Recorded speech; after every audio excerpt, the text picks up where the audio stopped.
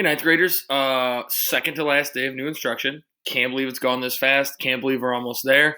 Um, Before we dive into the work for today, which should be pretty short and straightforward, I think.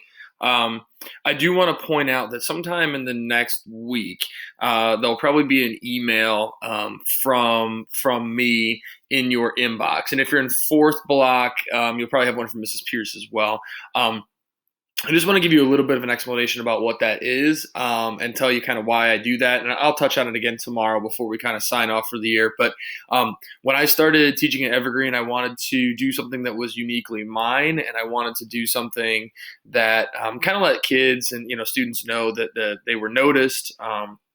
And to give them maybe some feedback, just because I think that a lot of times we just, we kind of shuffle kids along, and I think that sometimes we don't do enough of recognizing their individuality. So what I started doing way back in 2013, which seems like an eternity ago now, was writing an individual personal letter to every student who passed through my class. And so normally on the last day of school, I would pass out a hard copy typed letter that I had written specifically for each student. Obviously, that's not really going to be the case this time. We're not really going to be able to make that happen. So I've already been working this week on writing emails for all of you. And so that you're going to find that sent to your school email. So even if you are done with everything, even if you're caught up and maybe you wouldn't normally be checking your school email, check your school email sometime, between now and, maybe next week, depending on when I get them all sent out. I'll say a couple things about them. First of all, they are all personal letters. They are written, they're all unique. They all start the same this year and they all end the same. But everything in the middle is just, you and I think, the job that you did over the course of the semester. So just take that for what it is. Normally I would tell kids don't throw them away in my class, but the nice part is that you can hit the trash button and I'll never know. But just know that it's my way of kind of recognizing all of you and realizing that you're individuals and strengths and giving you some feedback about maybe how to improve or suggestions going forward. So all that's fair game. Be watching your email. I'll stop being sappy. Here's what we're going to do today. We're going to use the online selection test like we had before for the LEAP. So I hope you enjoyed reading the LEAP. I hope you caught on to the notion of, the idea of leaps being literal and figurative. And we'll talk about that a little bit today because there's a test question about it. And that short story. I hope you enjoyed it. So let's dive right in. There's three questions that I want to bring your attention to. And the first one I want to bring your attention to is question number 7. And question number 7 is, I'm going to move this over here. There we go. Question number 7 says there are several themes in the LEAP. One is the idea of making connections that bridge gaps. Leaping. And how is that theme reflected in the story? So again, we talk about how a theme is the overarching idea or that sort of lesson that the author wants us to take from a piece of writing. So when it says how is that theme reflected in the story, and in your answer provide and explain 2 examples.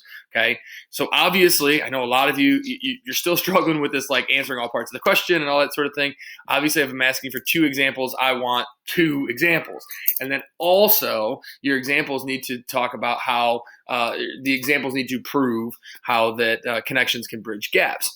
Also, make sure that you kind of identify if it's literal or if it's figurative. So let me give you an example. A literal leap is me jumping from one side of a creek to another. That's a literal leap. It literally happened. A figurative leap is when you maybe make a leap of faith. You move from one country to another and you don't really know anybody. So you're making a jump or a leap and you're not sure what's on the other side. So that is a figurative leap.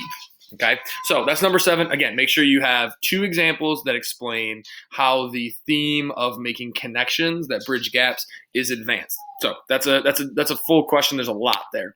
I'm also going to show you on number 11.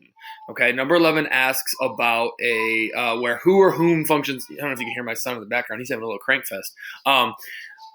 Talks about where who or whom functions as a relative pronoun. Now, we didn't talk about relative pronouns, so I don't want you. There's my man. This family is a wreck.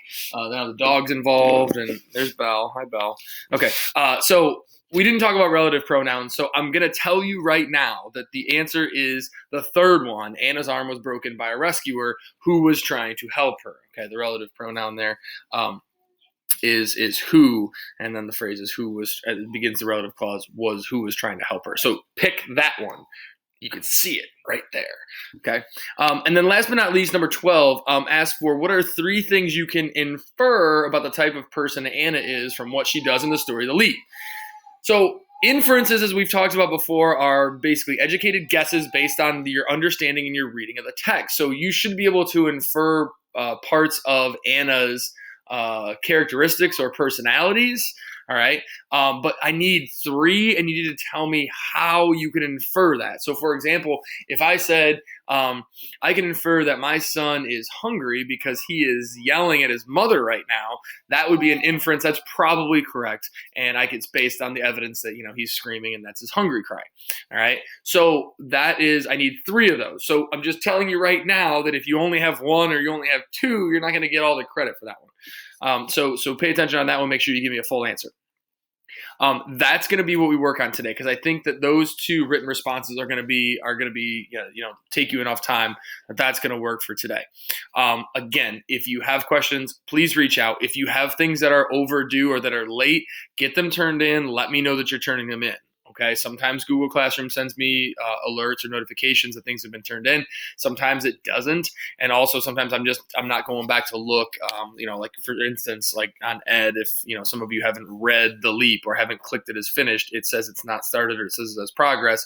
So like right now in first block, only 11 of you out of the 19 are going to get credit for reading it. So make sure those things get marked in. And when you do, make sure that you let me know that you did that. A good way to cross-reference is to look at PowerSchool and see what you're missing on PowerSchool, and then go back to that date, because the date matches on PowerSchool with Classroom. Go back to that date and finish what you need to finish. All right. I appreciate all of you sticking this through me, or sticking through me with this. It's not been the easiest process. And for those of you who have worked hard to do really well, I'm incredibly impressed. And for those of you who have struggled with it, I'm really sorry. And I hope that we can really get back to more of a normal educational experience next year. So again, check your emails for the next week or so until I get those letters sent out. But I hope you guys have a really, really nice Wednesday, and I'll check back in tomorrow for what's going to be the last week or the last day of new online instruction. So we'll see you tomorrow.